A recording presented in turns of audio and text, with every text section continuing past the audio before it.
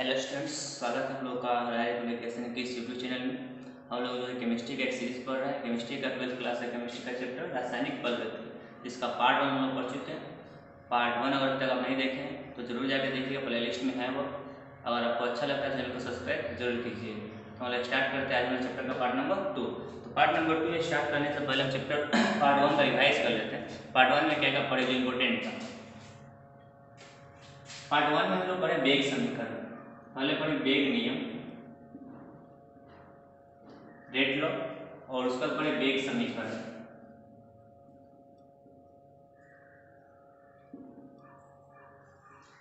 वेग नियम वेग समीकरण जो था वो जनरली याद कि अभिक्रिया का जो रेट होगा, जो दर होगा, वह जो है अभिक्रिया R2 P के लिए, अगर R में होता है आपका A B और प्लस में कैसे प्रोडक्ट जो होता है आपका, तो वह अभिक्रियक में जो होगा उसका मोलर सांद्रता वह स्टोइकियोमेट्री के समान या उससे क्या भिन्न, हम इसे भिन्न ले लिए थे, और उसके मोलर सांद्रता क्या और समानुपाती, और इसी को जो है बराबर में कहते स्थिरांक का, जिसका नाम है क्या वेग स्थिरांक।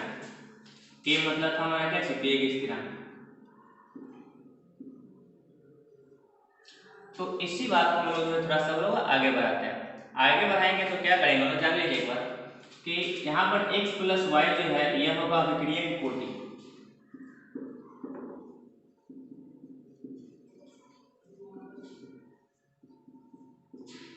अभिक्रिया की क्या होगा कोटि, ऑर्डर ऑफ रिएक्शन। तो ऑर्डर ऑफ रिएक्शन में जो x प्लस वाई होगा, और उस x प्लस वाई में जो है अलग अलग वैल्यू हो सकता है। अगर x प्लस वाई का मान 0 हो,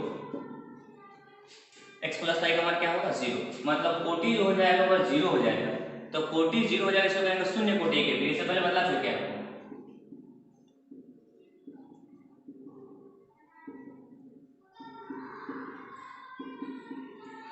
शून्य कोटि की अभिक्रिया।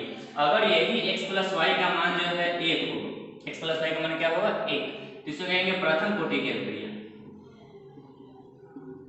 प्रथम कोटि की अभिक्रिया। 2 होगा द्वितीय कोटि की अभिक्रिया, तृतीय कोटि की अभिक्रिया। इस तरह से आगे लगता क्या होता जाएगा, बढ़ते जाएगा। तो इससे पहले शून्य कोटि, प्रथम कोटि, द्वितीय कोटि की अभिक्रिया के लिए जो वेग स्थिरांक जो k था, इसका मात्रक भी आपको निकाल चुके, पहले बढ़ जाएगा, आपको देख सकते हैं। तो आज हम लोग स्टार्ट करेंगे क्या कि अगर शून्य कोटि की अभिक्रिया होगा तो उसके वेग स्थिरांक का मान कितना होगा, और प्रथम कोटि की अभिक्रिया उसके वेग स्थिरांक का मान कितना होगा। तो चलिए स्टार्ट करते हैं। चलो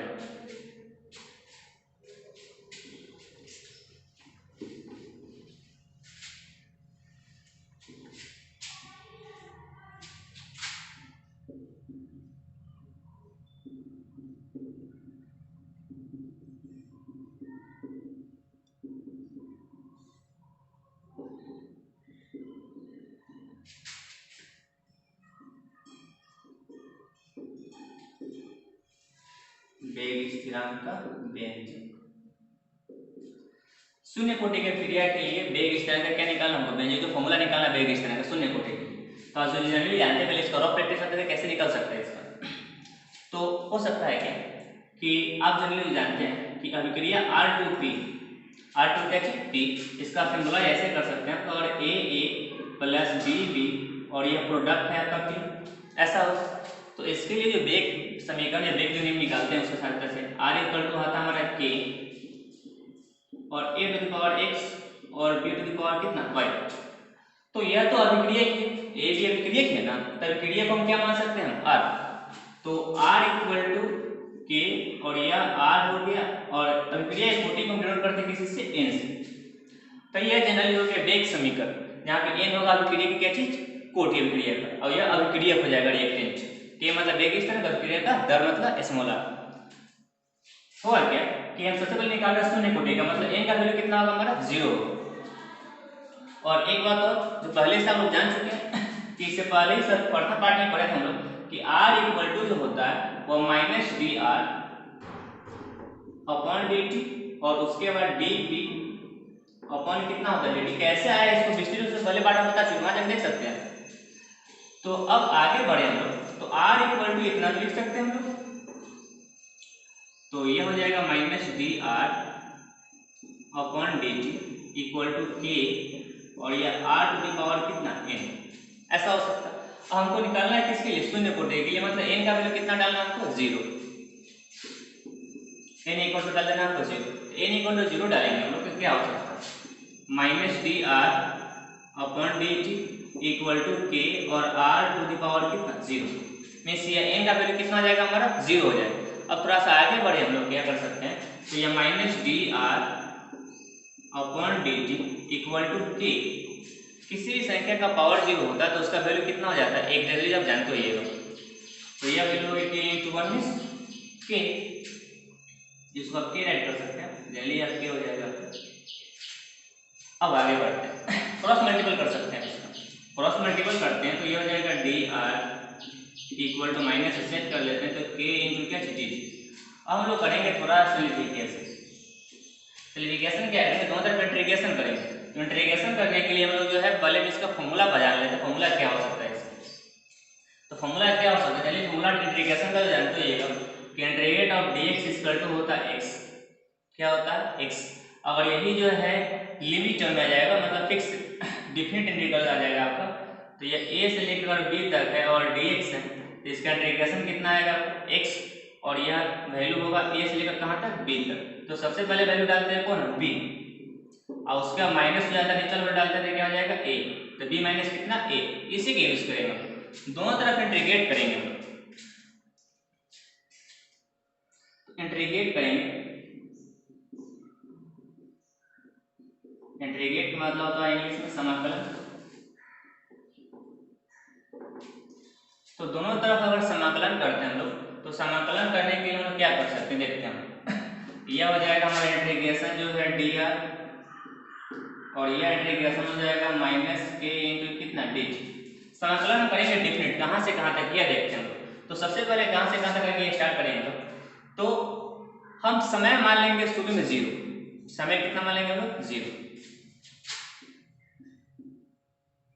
जब समय 0 होगा, समय कितना होगा 0, तो उस समय जो है तो नहीं कुछ होगा फिर बहुत जितना मात्रा शुरू हुआ था वो मात्रा था, जब समय t पर है तो इतना समय 0 होगा तो कुछ नहीं होगा, उस समय ये 0 हो जाएगा मतलब कुछ वैल्यू होगा इसका, तो आपका यह जो वैल्यू होगा r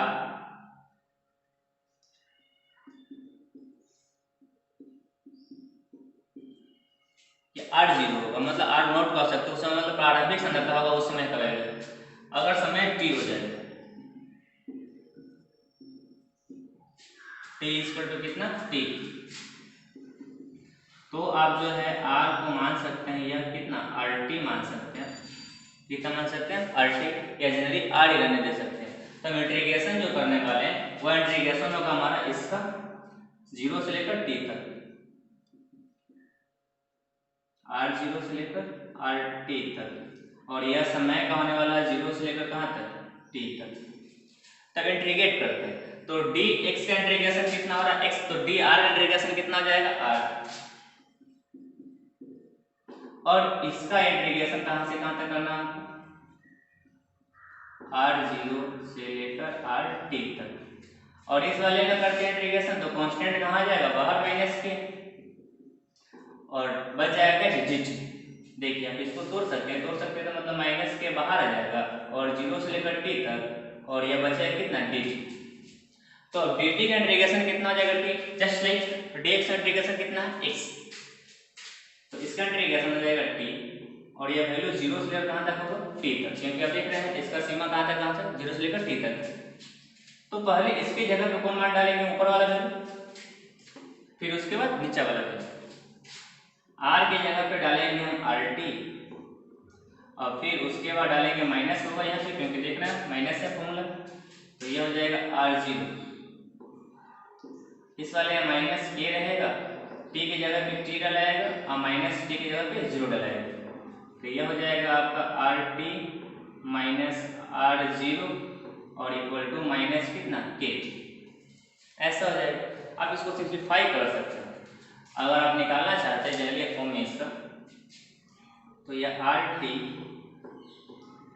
इक्वल टू हो जाएगा, यह माइनस इसे क्या कर जाएगा प्लस, तो kt प्लस में हो जाएगा आपका कितना r0, यह हो गया, तो तो यह मेन फॉर्मूला हो गया आपका। यहाँ से हमको निकालना है किसके लिए, वेग स्थिरांक के लिए। तो वेग स्थिरांक के लिए निकालना चाहिएगा k का मान। तो k का मान क्या हो सकता है, यह माइनस प्लस कर जाता है इसे, और यह इस साइड में जाता है, तो मतलब ये माइनस प्लस वाला प्लस वाला क्या हो जाता है माइनस। तो k का मान निकालते हैं हम लोग। तो k का मान आ जाता है आपको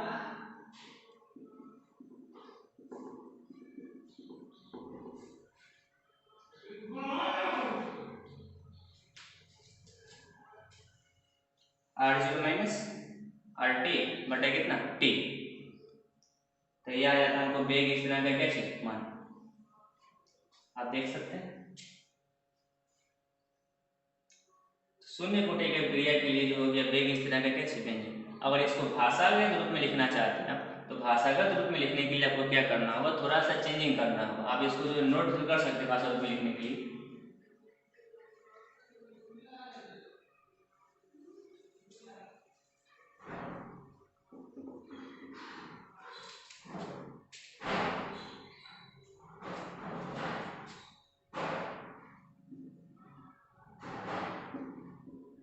माने कि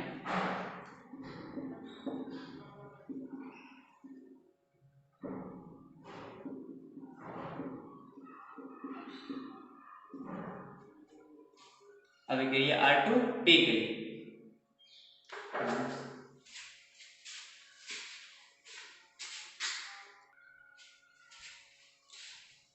बस इतना ही। आप इसको नोट डाउन कर सकते हैं। R2 T के लिए इतना हो जाएगा आपका, और ये शून्य कोटि की क्रिया के लिए R2 T के लिए यह फॉर्मूला जनरली जानते हैं। और उसके बाद शून्य कोटि के लिए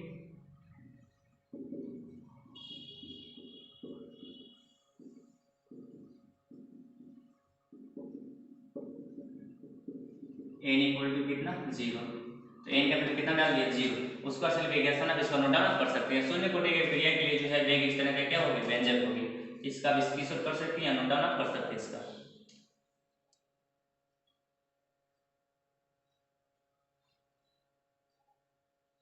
चलिए थोड़ा सा आगे बढ़ते हैं।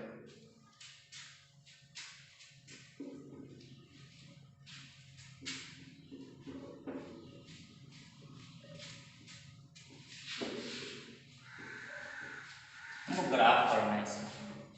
ग्राफ जो जानिए जानते हैं 11th क्लास में पढ़िएगा कि y equal to M X plus सी।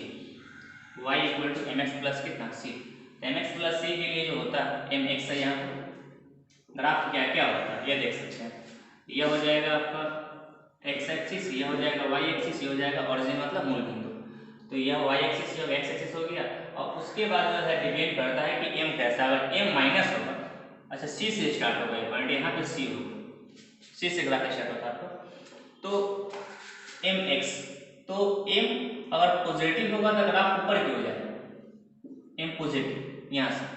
अगर यही एम नेगेटिव होगा तो एक्स हो गया, वाई हो गया, यह ओरिजिन हो गया, और यह सी है।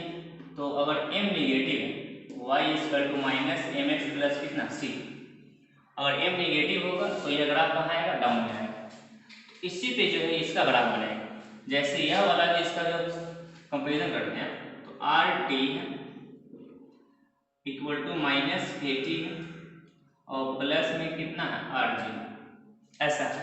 तो इसका ग्राफ आप जो है यह y इक्वल टू जो है माइनस एम एक्स का प्लस कितना का है c का कंपेरिजन करना चाहते हैं, इसका ग्राफ बनाते हैं। तो यह ग्राफ बनने वाला कुछ इस तरह से y मतलब क्या हो गया RT, इस वाले में होगा आपका RT मोलर सांद्रता, किसका मोलर सांद्रता लिख सकते हैं अभिक्रिया का, मतलब ये RT को डिनोट कर रहा है, और ये ओरिजिन होगा, और यह C की जगह पे कितना है और x जगह पे कितना है t। तो यह हो जाएगा हमारा t मतलब समय। उसके बाद अब किसके जगह पे क्या है, m की जगह माइनस k है, तो मतलब और उसका c की जगह पे r0, तो c से स्टार्ट हो रहा है मतलब r0 से यह स्टार्ट होगा, और उसके बाद m की जगह पे k। तो यह वाला आएगा आपका यह ढाल, और यह हो जाएगा आपका जो है k माइनस k भी कर सकते हैं जनरली। तो ये माइनस के यही होता है ढाल। तो शून्य कोटि के पीरियड के लिए देख रहे हैं कि जो है जब आर टी और टी के बीच जो है ग्राफ खींचते हैं तो हमको जो है के ढाल वाला जो है माइनस के ढाल वाला जो है एक ग्राफ क्या होता है प्राप्त होता है। इसको ग्राफ भी इसके लिए बना सकते हैं शून्य कोटि के पीरियड के लिए वाला प्रॉपर ग्राफ। चलिए नेक्स्ट आते हैं हम लोग पढ़ेंगे प्रथम कोटि के पीरियड के लिए जो है वेग स्थिरांक का व्यंजन।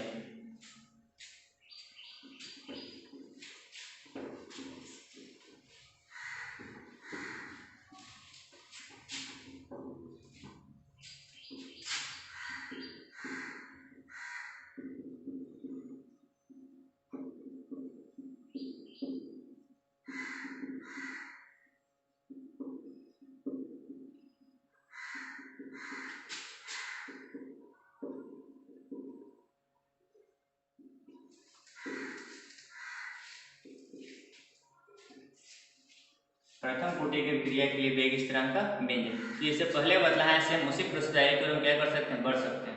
जैसे जो आप जानते हैं कि R इक्वल टू होता है आप K और इंटू इसको लिखें शॉर्ट फॉर्म में। इससे पहले R की पावर कितना n और इससे पहले जानते थे हम R इक्वल टू होता है minus D R upon D T equal to D P upon कितना डी टी। ये सब के लिए R2 किसके लिए P के लिए। हम बाई प्रोसेस स्टार्ट कर देते डिस्कशन को।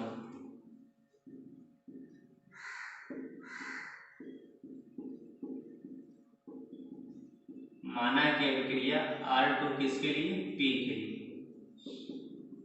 तो R2 P के लिए देखना चाहते हैं हम लोग। तो यह हो जाएगा आपका क्या R की जगह पे क्या लिख सकते हैं ये वाला value minus D R upon कितना डी टी और इक्वल टू जो है यह K और R टू दी पावर कितना n। हमको डालना प्रथम कोटि के लिए मतलब n का मान कितना होगा 1 होगा। n मतलब जानते हैं अभिक्रिया की कोटि ऑर्डर ऑफ रिएक्शन होता है। चूंकि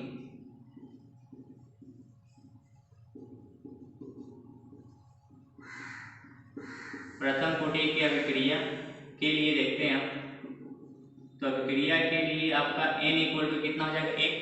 n का मान हो जाएगा हमारा कितना हो जाएगा 1। तो आप सिंप्लीफाई करते तो minus D R upon D T equal to हो जाएगा k और r के पावर कितना हो जाएगा आपका 1 हो जाएगा। अब इसके बाद थोड़ा सा आगे बढ़ने का प्रयास करते हैं हम लोग। तो यह minus D R upon D T equal to हो जाएगा हमारा k और ये कितना r। थोड़ा सा और आगे बढ़ने का प्रयास करते हैं। तो यह जो है डी आर कर रहा है यहाँ पे गुना है क्या कर जाएगा भाग, या डी टी कर रहा है भाग इधर क्या कर जाएगा गुना। आप इसको लिख सकते हैं यह डी आर रहेगा और उसके बाद यह आर कर रहा गुना इधर क्या कर जाएगा भाग, या माइनस तो सेट कर दे तो माइनस के और डी टी इधर क्या कर जाएगा गुना इधर कर रहा था भाग। तो इसका इंटीग्रेशन इससे पहले इंटीग्रेशन किया हम लोग।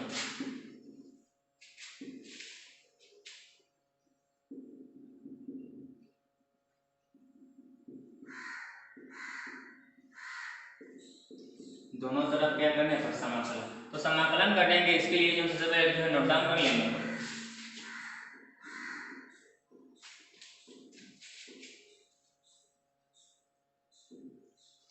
तो समाकलन करने से पहले जो हम मान लेंगे कि t का मान कितना था 0। हम निश्चित समाकलन करेंगे हम लोग जब t इक्वल टू 0। तो आप देखें कि जो है हमारा जो है डी आर जो होगा क्या होगा हमारा डी आर वो उस समय हो जाएगा हमारा आर 0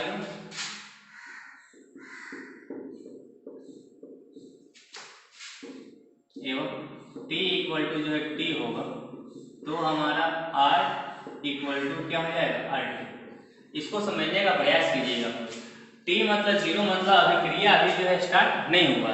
तो उस समय जो मात्रा था उसका अभिक्रिया का उस समय हम कितना मान लिए आर 0। जब कुछ हो गया अभिक्रिया मतलब समय t हो गया तो उस समय मान लिए कि हमारा r जो है कुछ मात्रा तो घटा होगा। तो घटने के बाद जो बच गया वह मात्रा कितना हमारा आर टी। तो अब थोड़ा सा आगे बढ़ने का प्रयास करते हैं। अब आपको जो इंटीग्रेशन करना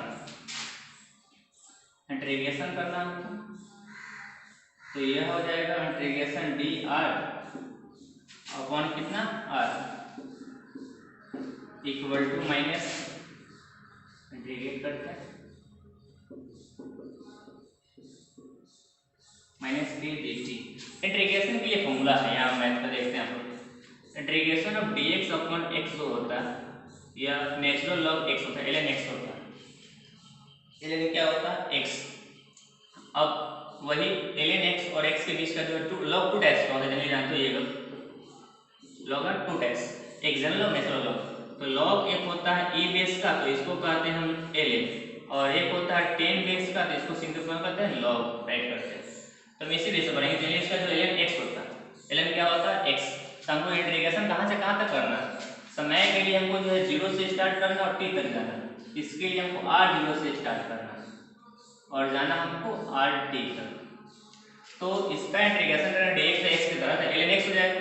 तो यहाँ पे ln x जगह पे क्या है, यहाँ पे r, और इंटीग्रेशन कहाँ से कहाँ तक, r0 से लेकर r, और उसका थोड़ा सा आगे बढ़े हम लोग तो यह हो जाएगा, इसको माइनस k को बाहर कर लेते हैं तो यह dt बच जाएगा, और यह 0 से लेकर t तक हो जाएगा। तो माइनस k हो जाएगा और dt का इंटीग्रेशन क्या हो जाएगा, ठीक से पहले बताया आपको, 0 से लेकर t तक। थोड़ा सा और आगे बढ़ने का प्रयास करते हैं। इस r की जगह पे क्या डालेंगे, पहले ये rt डालेंगे और उसके बाद में क्या डालेंगे, हम r0 डालेंगे। ln rt minus ln r0 equal to में क्या हो जाएगा, ये माइनस के, पहले t की जगह पे t डालेगा, उसके बाद क्या डालेगा, 0। log m minus n, log m minus क्या n, तो log m माइनस n के लिए डायरेक्ट फॉर्मूला होता है log m बटा n, उसको रूप में लिख सकते हैं, इसका और थोड़ा सिंप्लीफाई कर सकते हैं। तो ये हो जाएगा log rt minus log r0 और इक्वल टू माइनस कितना k, ये भी इसका फॉर्मूला है। ठीक है, थोड़ा और इसको सिंप्लीफाई करना चाहते हैं तो ये माइनस इधर क्या कर जाएगा, प्लस।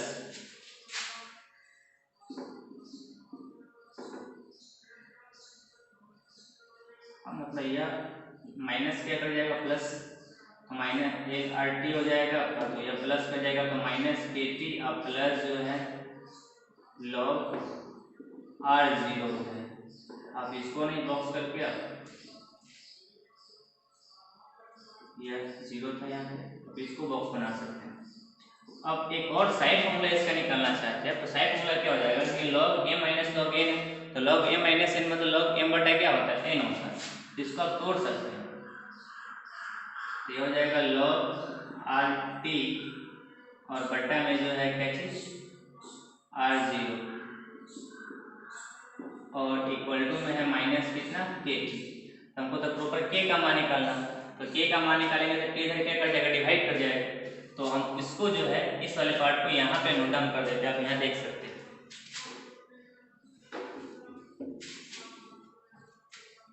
तो उसको यहाँ पे नोट डाउन कर लेते हैं, तो नोट डाउन करते हैं तो यह हो जाएगा, k का वैल्यू निकालना है, तो k इक्वल टू टी यहाँ मल्टीपल कर देते, डिवाइड कर जाएगा।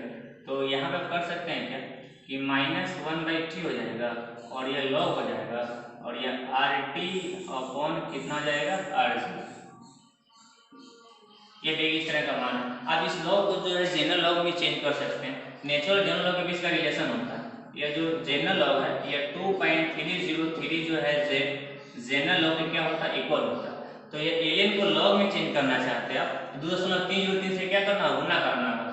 तो k इक्वल टू हो जाएगा माइनस 2.303, 2 कितना 303, और उसके बाद आप इसको थोड़ा सा और सिंप्लीफाई कर सकते थे, माइनस जैसे यहाँ पर है ना, तो माइनस यह और प्लस कर सकते थे 2.303, और उसके बाद यह बटा में कितना आ जाएगा t, और यह हो जाएगा log rt अपॉन कितना r0। यह इसको आप चेंज कर सकते हैं प्लस में, यह हो जाएगा 2.303 बटा t, यह log, यह दोनों पलटी खा जाएगा, यह हो जाएगा r0 और यह क्या हो जाएगा rt। यह है आपका जो है प्रथम कोटि की अभिक्रिया के लिए जो वेग स्थिरांक का क्या चीज व्यंजक, जो आप जो इजी पे इसको क्या कर सकते हैं, समझ सकते हैं। आप इसके इंस्टीट्यूट सिलेबस कर लीजिए,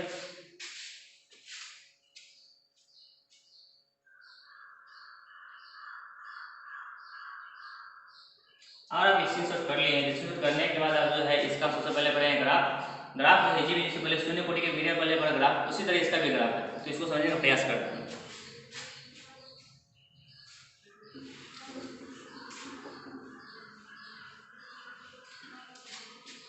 तो इस वाले का कंपेरिजन करें हम लोग, तो यह वाला इक्वेशन था आपका ln RT equal to minus KT और प्लस ln और कितना RG।